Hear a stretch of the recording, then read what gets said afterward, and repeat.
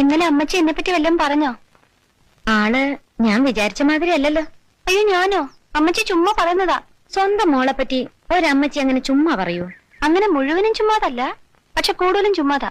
Love affair ഇല്ലാത്തതാണോ? ഏതോ ഒരു മുസ്ലിം ബോയായിട്ട്? ആ അതാ ഞാൻ പറയാൻ വന്നേ. സത്യം കേൾക്കണോ? അഷ്റഫിനെ ഞാൻ കാണുന്നത്, അഷ്റഫ് എന്ന പുള്ളിക്കാരന്റെ പേര്. ഞാൻ എന്നും ടൈപ്പിന് പോകുന്ന വഴിക്ക് അഷ്റഫ് അവിടെ കണ്ട് നിൽക്കാറുണ്ടായിരുന്നു പോലും. ഞാനാണെങ്കിൽ വീട്ടിൽ നിന്ന് ഇറങ്ങിയാ പിന്നെ ഇടത്തോട്ടും വലത്തോട്ടും നോക്കുന്ന പ്രശ്നമേ ഇല്ല.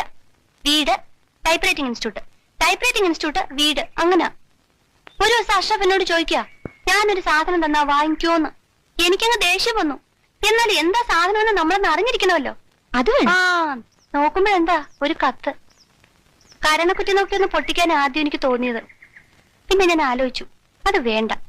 കത്തിൽ എന്താ എഴുതിയിരിക്കുന്നത് നമുക്കറിയണ്ടേ. പിന്നീട് ആ മനുഷ്യൻ കത്തോട് കത്താണ്. ഒരിക്കലും വാങ്ങിച്ചു പോയില്ലേ, പിന്നെങ്ങനെ വേണ്ടെന്ന് പറയുന്നേ. എന്റെ അയാളുടെയും വീട്ടുകാരെ ഓർത്ത് എല്ലാം ഞാനങ്ങ് ക്ഷമിച്ചു.